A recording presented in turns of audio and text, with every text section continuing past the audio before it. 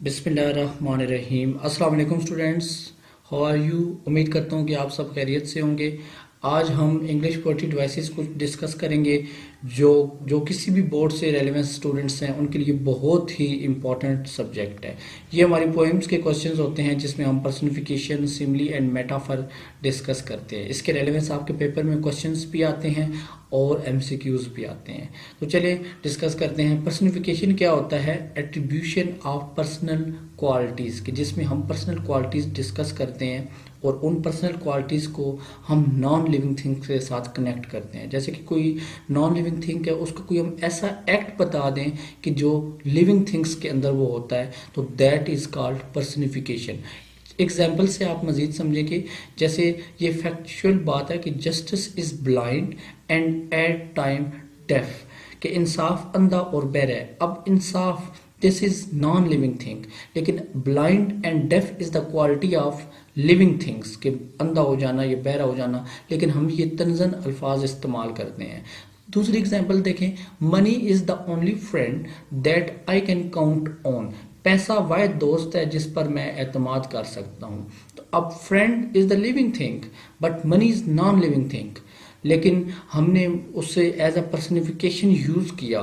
तो जब हम किसी लिविंग थिंग का कोई एक्ट नॉन लिविंग के साथ कनेक्ट कर देते हैं, दैट इज कॉल्ड पर्सनिफिकेशन। मजीद पोएट्री में चेक करें कि पोएट्री में मोस्टली पोएम के अंदर आप ये लाइंस डिस्कस करते हैं कि द ब्रीज किस्ड माई चीक, कि हवा ने मेरे गाल को चूमा।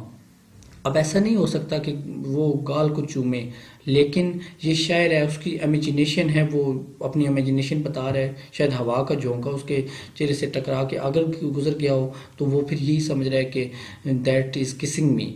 तो ये पर्सनिफिकेशन है। अब breeze is non living thing और kissed is the verb and done must be done by living thing. Next, rays of sunshine danced through the trees, यानी कि सूरज की किरणें दरख्तों में रक्स करती हैं, डांस करती हैं। तो अब सूरज की किरणें, ये तो मतलब एक नेचुरल सी चीज़ है, ये तो कोई ऐसे लिविंग थिंग वाला एक्ट नहीं कर सकती, लेकिन पोएट जो है वो उसने पोएम में ये चीज़ डिस्कस कर दी है। तो ये क्योंकि अब इम्पॉर्टेंट डिवाइस है, तो that is called personification. Next है सिमली। What is Simli? ये बड़ी इंपॉर्टेंट है। 9th-10th के एग्जाम्स में लास्ट टाइम भी ये जो पेपर आ चुके हैं उसमें इनके बारे में मस्ट एक क्वेश्चन सिमली का और एक मेटाफर का आता है। अभी लेक्चर सुनेंगे तो आपको मजीद समझ आएगी कि simile is a comparison using the word like और एज, यानी कि ये किसी दो चीज़ों के बारे में कंपैरिजन करना होता है जिसमें हम लाइक और एज का यूज करते हैं। जैसे एग्जाम्पल देखें। The lamp seemed as bright as the sun, कि चिराग सूरज की तरह रोशन लग रहा है, यानी कि दिखाई दे रहा है। तो एज और एज यहाँ पे यूज हुआ है। अगर लाइक और एज यूज हो तो वो सिमिली होता है, यानी कि कंपेयर करना होता है। जैसे है लाइक अ साइलेंट थीव, खामोश चोर की तरह the dog crept into the kitchen, कुत्ता किचन में बावर्ची खाने में घुस गया। तो यहाँ पे देखिए आपने लाइक यूज़ किया, आपने कंपेयर किया एक खामोश चोर का एक कुत्ते के साथ। कंपेयर है कि वो भी कुत्ता भी खामोशी से किचन में गया, जैसे एक कोई चोर भी किसी घर में जाता है तो वो खामोशी से जाता है चोरी करने।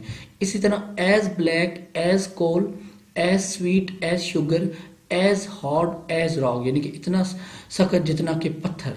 तो ये जितना के या इतना, ये सिमली के अंदर एग्जाम्पल्स यूज होती हैं। आपने कंपेयर एक चीज को दूसरी चीज से कंपेयर किया। अब आए metaphor. A metaphor is a comparison without using the word like और एज।